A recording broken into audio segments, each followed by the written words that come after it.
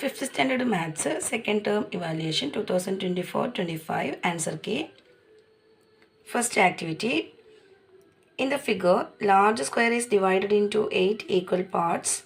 What part of the large square is shaded?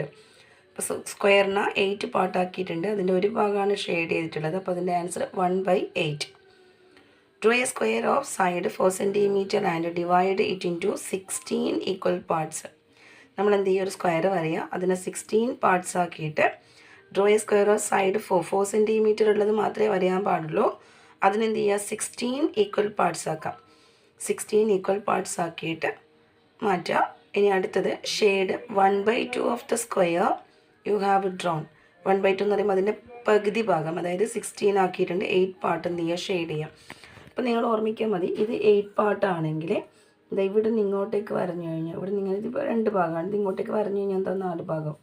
ഇത് ഇങ്ങോട്ടേക്ക് വരഞ്ഞു കഴിഞ്ഞാലും ഇത് ഇങ്ങോട്ടേക്ക് അങ്ങനെ വരഞ്ഞു കഴിഞ്ഞാൽ 16 പാർട്ടാവും.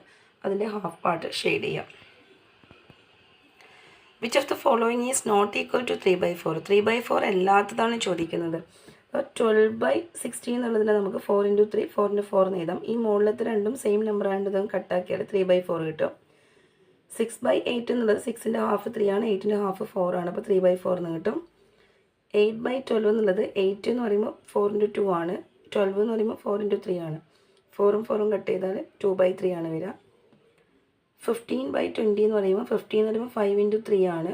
20 എന്ന് പറയുമ്പോൾ 5 × 4 ആണ്.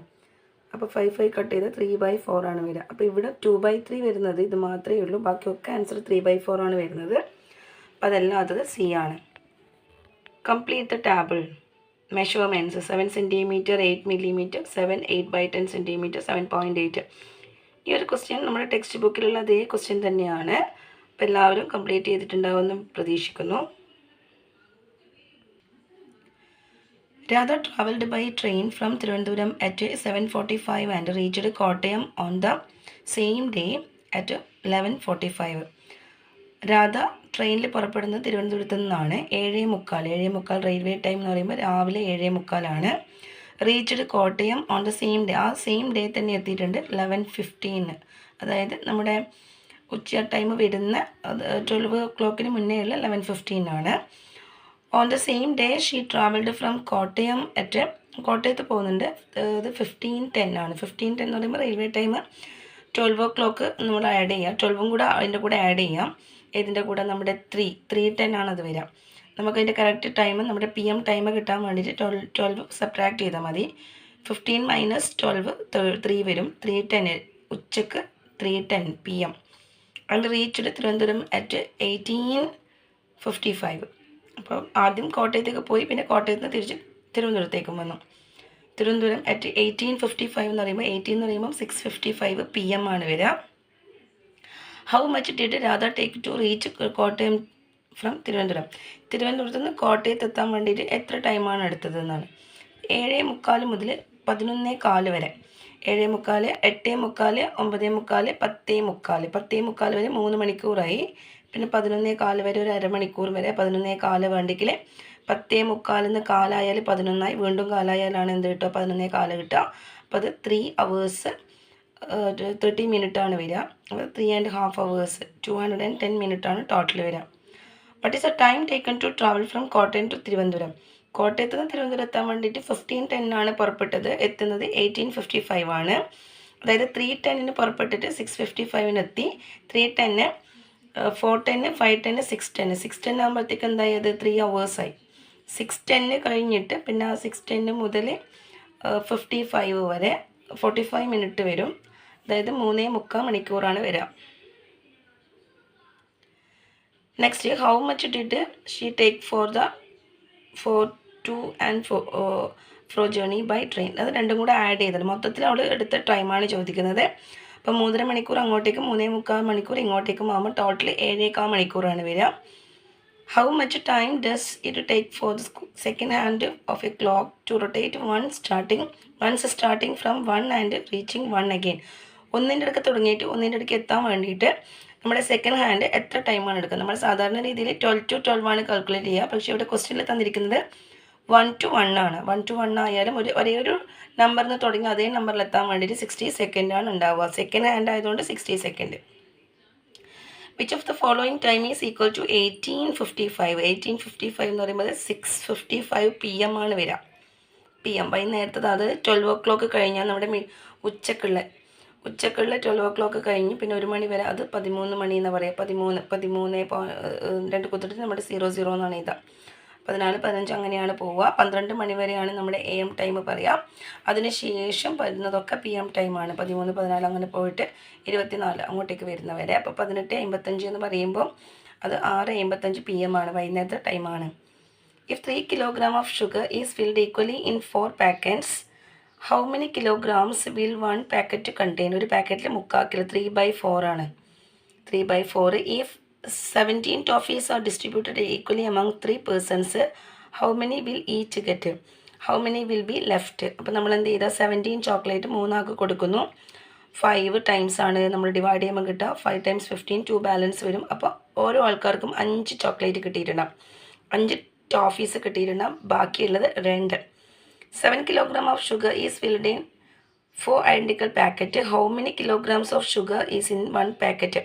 7 kilogram ഷുഗർ എന്ത് ചെയ്തിട്ടുണ്ട്, 4 ഒരേപോലെയുള്ള പാക്കറ്റിലാക്കി മാറ്റുന്നു. അങ്ങനെയാണെങ്കിൽ ഒരു പാക്കറ്റിൽ എത്രയാണ്? Right this quantity of sugar in natural number and fraction together. നമുക്ക് എന്ത് ചെയ്യണം, അത് മിക്സ്ഡ് ഫ്രാക്ഷൻ ആക്കിയിട്ടാണ് ചെയ്യേണ്ടത് ഓരോ പാക്കറ്റിൽ കിട്ടുന്നത്. അപ്പോൾ അതിനാദ്യം നമ്മൾ എന്ത് ചെയ്യുക, 7നെ 4 കൊണ്ട് ഡിവൈഡ് ചെയ്യുക. 4 കൊണ്ട് ഡിവൈഡ് ചെയ്യുമ്പോൾ 1 time 4, 3 ബാലൻസ് വരും. അപ്പം നമ്മൾ എഴുതുക, ഫസ്റ്റ് 1 എഴുതിയിട്ട് പിന്നെ 3/4 എന്നാണ് എഴുതുക. ഫസ്റ്റ് 1 എഴുതിയിട്ട് പിന്നെ 3/4. 1.25 കിലോ ആണ് കൊള്ളുക.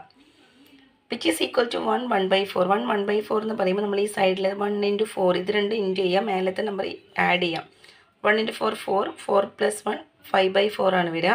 അത് നമ്മുടെ ഇവിടെ 5 1/4 എന്നാണ് പറയാം. 5 1/4, അതാണ് 1.25 എന്ന് പറയുന്നത്. 1/4 1/4 1/4 5 എഴുതിയാലാണ് 5/4 വരിക. അടുത്തത്, what would be the remainder when number is divide by 4. 4 കൊണ്ട് ഡിവൈഡ് ചെയ്യുമ്പോൾ കിട്ടാവുന്ന റിമൈൻഡർ 4-നേക്കാളും ചെറിയ നമ്പേഴ്സ് 0 1 2 3. ഇനി 7നെ കൊണ്ട് ഡിവൈഡ് ചെയ്യുമ്പോൾ കിട്ടാവുന്ന റിമൈൻഡർ എന്ന് പറഞ്ഞാൽ 0 1 2 3 4 5 6. 5 കൊണ്ട് ഡിവൈഡ് ചെയ്യുമ്പോൾ കിട്ടുന്ന റിമൈൻഡർ 0 1 2 3 4. 10 കൊണ്ട് ഡിവൈഡ് ചെയ്യുമ്പോൾ കിട്ടുന്ന റിമൈൻഡർ എന്ന് പറഞ്ഞാൽ 0 to 9 ആണ് വരിക. What is the remainder when the number in the sequence 5 10 15 20 are divided by 5? 5 കൊണ്ട് 5നെ ഡിവൈഡ് ചെയ്താൽ 0 വരും, 10നെ ഡിവൈഡ് ചെയ്താൽ 0 വരും, 20നെ ഡിവൈഡ് ചെയ്താൽ 0 വരും. അതിലൊക്കെ 5ൻ്റെ മൾട്ടിപ്പിളാണ്. ആൻസർ 0 ആണ് വരിക. Right number sequence that has 1 remainder. അപ്പോൾ 5 കൊണ്ട് ഡിവൈഡ് ചെയ്യുമ്പോൾ 0 ആണെങ്കിൽ അതിനേക്കാൾ 1 കൂടിയത്, അപ്പോൾ 1 മുതൽ അങ്ങോട്ടേക്ക് പോകും. 1 6 11 16 ഇങ്ങനെയുള്ള പാറ്റേൺ ആണ് 1 റിമൈൻഡർ വരുന്നത് ഉണ്ടാവുക. Right number sequence that has a remainder 2 when divide by 3. 3 കൊണ്ട് ഡിവൈഡ് ചെയ്യുമ്പോൾ 2 റിമൈൻഡർ വരുന്നത്. 3 കൊണ്ട് ഡിവൈഡ് ചെയ്യുമ്പോൾ 2 റിമൈൻഡർ വരുന്നത് 5. 5 നിന്ന് സ്റ്റാർട്ട് ചെയ്ത് 5 8 11 എക്സെട്ര എന്ന് വരും. ഇനി നമ്മൾ remainder has remainder 2 when divide by 3. 3 കൊണ്ട് ഡിവൈഡ് ചെയ്യുമ്പോൾ 2 റിമൈൻഡർ എന്ന് വരുന്നത്. നമുക്ക് 2ന് ഫസ്റ്റ് ചെയ്യുന്നതിന് കുഴപ്പമൊന്നുമില്ല. 2 5 8 11 എക്സെട്ര എന്ന് എഴുതിയാലും കുഴപ്പമൊന്നുമില്ല. പിന്നെ number is divide by 9. The quotient 0. The remainder is 8. Which of the following is the number? നമുക്ക് ആ ഒരു നമ്പർ കാണാൻ വേണ്ടിയിട്ടുള്ള ഇതെന്ന് പറയുമ്പോൾ 0 into 9 + 8 ആണ് വരിക. അതിങ്ങനെയാണ്. 8നെ 9 കൊണ്ട് നമുക്ക് ഡിവൈഡ് ചെയ്യാൻ പറ്റില്ല. അപ്പോൾ ക്വോഷ്യൻ പ്ലേസിൽ 0 ആണ് എഴുതാൻ പറ്റും. അപ്പോൾ 9 0 0 വരും, ബാലൻസ് 8. അപ്പോൾ ഇതാണ് ഇതിൻ്റെ പ്രോസസ്സ്. അപ്പോൾ 9 into 0 ക്വോഷ്യൻറ്റും ഡിവൈസറും ഇൻറ്റു ചെയ്യും. Quotient into divisor plus remainder. Next, write the fraction that represent the shaded part. 1 full and 1/4. Draw the picture to represent the fraction 1 1/8. 1 ഫുള്ളും പിന്നെ നമ്മൾ എന്ത് ചെയ്യുക, 8 പീസാക്കുക സർക്കിളിന്. ഇവിടെ ഇപ്പോൾ 1 2 3 4 പീസാണ്. ഇവിടെ നിന്ന് ഇങ്ങോട്ടേക്കും അറിയാം, ഇവിടെ നിന്ന് ഇങ്ങോട്ടേക്കും അറിയാം. അപ്പോൾ അത് 8 പീസാവും. അതിൻ്റെ അതിൽ ഒരു ഭാഗം കളർ ചെയ്താൽ മതി. Next, if you write 1 1/4 1 1/8 1 1/3 in ascending order which one comes in the middle. അപ്പോൾ ചെറിയ നമ്പറിൽ എഴുതുമ്പോൾ 1 full 1 full 1 full എല്ലാം ഉണ്ട്. ഇത് 1/8 എന്ന് പറയുമ്പോൾ 8 പാർട്ടിൽ 1 പാർട്ട്. ഇത് 4 പാർട്ടിൽ 1 പാർട്ട്. ഇത് 3 പാർട്ടിൽ 1 പാർട്ട്. അതിൽ 8ൽ 1 പാർട്ടാണ് ഏറ്റവും ചെറുതുണ്ടാവുക. 4ൽ 1 പാർട്ട്, പിന്നെ 3ൽ 1 പാർട്ട്. അങ്ങനെയുള്ള അസെൻഡിങ് ഓർഡറിൽ എഴുതുക. അസെൻഡിങ് ഓർഡറിൽ എഴുതി കഴിഞ്ഞ് കഴിഞ്ഞാൽ മിഡിലിൽ വരിക ഈ നടുക്കേത്തതാണ് 1 1/4 ആണ് മിഡിലിൽ വരിക. അപ്പോൾ ഓർമ്മിക്കേണ്ട കാര്യം, ഇത് എഴുതുന്ന മെത്തേഡ് നോക്കുക. 1 1 1 അതൊക്കെ സെയിം ആണ്. പക്ഷെ ഇവിടെ നോക്കിയാൽ നമ്മളതിൻ്റെ കൂടെയില്ല 1/8. ഒരു കേക്കിന് 8 പീസ് ആക്കിയതിൻ്റെ 1 പീസ് ചെറുതായിരിക്കും. 4 പീസ് ആക്കിയതിൻ്റെ 1 പീസ് കുറച്ചുകൂടെ വലുതായിരിക്കും. 3 പീസിൽ 1 പീസ് ആയിരിക്കും കുറച്ചുകൂടെ വലുതുള്ളത്. ആ രീതിയിലാണ് നമ്മൾ ചെറുതെന്ന് വലുതിലേക്ക് മാറ്റി എഴുതിയത്. In which rectangle below is 1/3 part shaded. ഇത് 1 2 3 പാർട്ടാണ്, പക്ഷേ 3 ഈക്വൽ പീസ് അല്ല. അപ്പോൾ ഇത് റോങ് പിക്ചറാണ്. അടുത്തത് 1 2 3 4 5 6 7 8 9 പാർട്ടുണ്ട് ടോട്ടൽ. 9 പാർട്ടിൽ നമ്മൾ ഈ 1/3 എന്ന് പറയുമ്പോൾ 3ൽ 1 കളർ ചെയ്യണം, 3ൽ 1 കളർ ചെയ്യണം, 3ൽ 1 കളർ ചെയ്യണം. പക്ഷെ ഇവിടെ കളർ ചെയ്ത ഭാഗം കൂടുതലാണ്. 3 മാത്രമേ കളർ ചെയ്തിട്ടുള്ളെങ്കിൽ നമുക്ക് നോക്കായിരുന്നു. ഇവിടെ എത്തുമ്പോഴത്തേക്ക് ഇവിടെ ഇപ്പോൾ 1 2 3 4 5 6 7 8 6 വന്നിട്ടുണ്ട്. അപ്പോൾ 6/8 ആണ്. 6/8 എന്ന് പറയുമ്പോൾ 3/4ന് സെയിം ആണ്. അടുത്തത് 1 2 3 3ൽ 1 പാർട്ട്, 1 2 3 3ൽ 1 പാർട്ട്. അപ്പോൾ ഇത് കറക്റ്റായിട്ട് വന്നിട്ടുണ്ട്. അത് ടോട്ടൽ വരുന്നത് ടോട്ടൽ 2/6, അതിൻ്റെ പകുതി എടുത്ത 1/3. There are 4 Sundays and 5 Saturdays in the December of the year. Which day is the 31st of December? Saturday. Which is the 1st of December? Thursday. Which are the days? Which day is the 1st December? Thursday. Which are the days in December? Those come 5 times. ഡിസംബറിൽ 5 പ്രാവശ്യം വരുന്നത് ഏതൊക്കെ ദിവസങ്ങളാണ്? Thursday വരും, Friday വരും, Saturday വരും. Which of the following is not a leap year?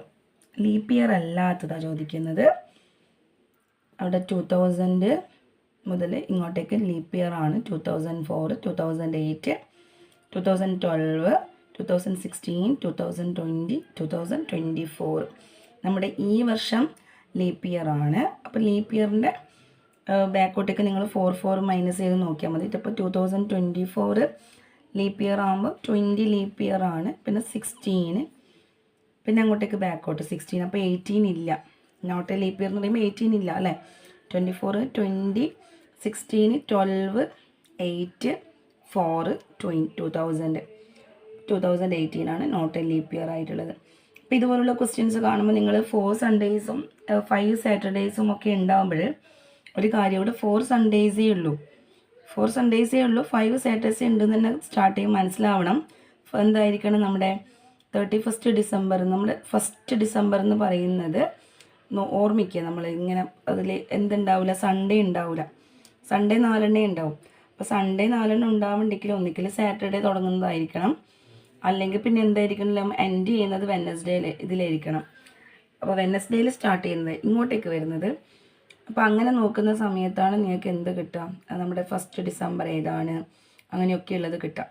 അപ്പോൾ റഫായിട്ട് number 1 2 3 എന്ന് പറഞ്ഞിട്ട് 31 ഡേയ്സ് ആണ് ഉണ്ടാവുക. അതൊക്കെ നോക്കിക്കഴിഞ്ഞാൽ നിങ്ങൾക്ക് ഇതിൻ്റെ ആൻസർ കിട്ടും. Okay, by.